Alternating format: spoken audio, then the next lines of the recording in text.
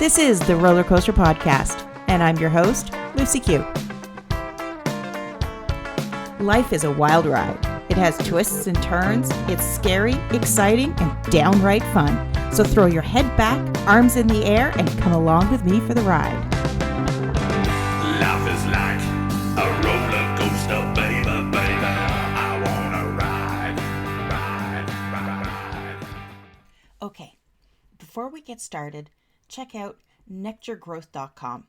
nectargrowth.com. It's free to join, but not for long.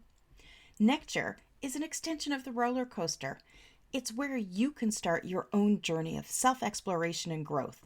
In Nectar, you'll find different topics of interest, daily blogs, affirmations, journal prompts, and you can connect with some of the fantastic coaches that have been on the roller coaster. Soon, we'll be adding videos, meditations, live discussions, and events. Our signature course is a journey of self-improvement, and it's valued at $397. But once you join, it's available to you at no cost. So if you're feeling stuck, if you feel like you need to change and not sure where to start with Nectar Growth Network. Come join us. You know you're worth it. Now, let's get on with today's show. Ride.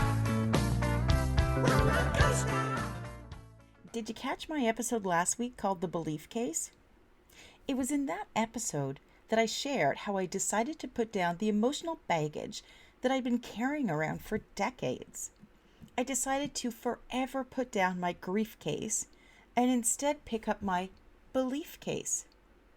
I released all of the hurt and pain, and I released the feelings of lack. I shared how I created a mindset shift, choosing to honor myself and my feelings. I decided to stop allowing other people to own my self-worth. I chose to believe in me. In less than a week, I've already started to reap the benefits of my mind shift. Now, today I'm going to share with you a personal story while remaining respectful to the people involved. It's my hope that I'm able to inspire someone else to find their courage to put themselves first. So the other day, out of the blue, I received a text from a family member who was inviting me to Thanksgiving dinner. Seems pretty normal, right? Except it wasn't. This person, for reasons unknown, cast me aside over 3 years ago. They made it clear that if I were to be present at a family gathering, then they wouldn't be. No explanation. There was no disagreement. There was no fight. There was no argument. I tried for over a year to understand why, but all of my efforts were thwarted. Eventually, I gave up, and I continued with hard work, the inner work, to become the best version of myself. This was just another layer of self-discovery on my journey that I've been sharing here with you. Inner work is hard because real success can only be obtained when you poke around in those dark corners of your consciousness. You need to explore your feelings that were easier to tuck away. Maybe you compartmentalized them and you avoided dealing with them. But the more we dig in, the more our minds want to protect us from past pain. Persevering is an emotional roller coaster that while you're on, will make you want to scream. But once you come through the other side, you're so glad that you found the courage to stay on. We can never change the people around us. We can only focus on changing ourselves. When I read this text, my initial reaction to this invitation was to say yes. I could appreciate the courage and the vulnerability that it took to even consider inviting me. But was it the right decision for me? I mean, it's just dinner, right? What harm would it be to put on a smile and just show up? Well, the old Lucie, she would have jumped at the invitation, willing to ignore her own feelings in exchange for what? I was going to say yes because I thought that I should. But to just show up for dinner would have meant glossing over the past 3 years, and it wouldn't have been an expression of self-love. On the self-improvement journey, it's important to stay curious and explore your feelings. And I needed to understand my reasons for wanting to say yes. Whose approval was I seeking and why? It didn't take me long to understand that saying yes was in turn saying no to me. The journey of self-improvement rewards you with many gifts such as self-love, courage, and a clearer picture of who you are. Those gifts, they have to be fiercely protected, and you must be diligent and avoid slipping back into those old behaviors. I had come so far. Was I really willing to risk potentially derailing myself?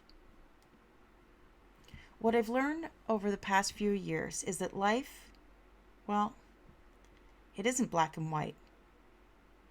Life is based on our experiences and how we, as individuals, feel about them.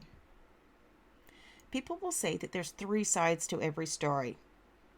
The story for person 1, the story for person 2, and the truth. The philosophy is skewed because who determines what the truth is? Does establishing the truth deny the feelings of person 1, person 2, or both? The truth is, each life experience has a different version based on who's witnessing it, and it encompasses that person's experiences, thoughts, and feelings. The truth is, each story has infinite shades of gray. Maybe instead of seeking the truth, we need to explore the feelings surrounding any given situation. What did I decide to do about the dinner invitation? For me, it was too big of a first step. This relationship can only be mended after I understand how we got to this point and what my feelings are surrounding it. Sweeping my feelings under the rug would have left a bump so big that I know at some point I'd be tripping over it. It was Les Brown that said, "When we do in life what's hard, life will be easy. When we do what's easy, life will be hard." Saying no was hard, and it took courage. Ultimately, I'm doing what's best for me. Either way, I've learned an important lesson and value the work that I've done even more. I am truly grateful for the invitation, and I remain hopeful that someday we will both find closure. I will continue to do the inner work, allowing myself the grace and the space to grow on this journey. We're all beautiful souls here having a human experience. We get to choose what meaning we give to those life events. We get to choose if we're carrying our grief case or our belief case. If my story has resonated with you, let me know. I'd love to hear from you. Coming up next week, we have episode 157 with Melissa Mayers, author of Recovering My True Self. Episode 158, The Extraordinary, Unordinary You, with Simone Knego, who climbed Mount Kilimanjaro. Episode 159, Create a New Tomorrow Today, with Ari Gronich. Episode 160, Emotional Alchemy, with Kat Lee. And on Friday, I'll be back with you. I'm also working on episode 200 of the Roller Coaster Podcast, which will be an online event that will be held on the Nectar Growth platform. You're not going to want to miss this party because we'll have some of your favorite coaches there to chat about their acts of courage. And I'm sure we're going to have a few prizes. Oh, and I'm working on a special gift for anyone that joins us live. The only way to get in on the fun is by joining nectargrowth.com. Remember, your support of the roller coaster is always appreciated. If you can, leave a rating or review. And share this episode and Nectar with your friends and family. All the links are in the show notes. And until next time, I'm sending you my virtually distant hugs. Thanks for listening to this episode of the Roller Coaster Podcast. Want to chat or share your ideas about today's show? Pop me an email at hello@therollercoasterpodcast.com. Don't forget to connect with me on Facebook and Instagram at The Roller Coaster Podcast. Our theme song, Roller Coaster, was performed by The Lucky Setback. Audio editing by the one and only Jeff Quigley of Quigley Creative. Life is like a roller coaster, baby.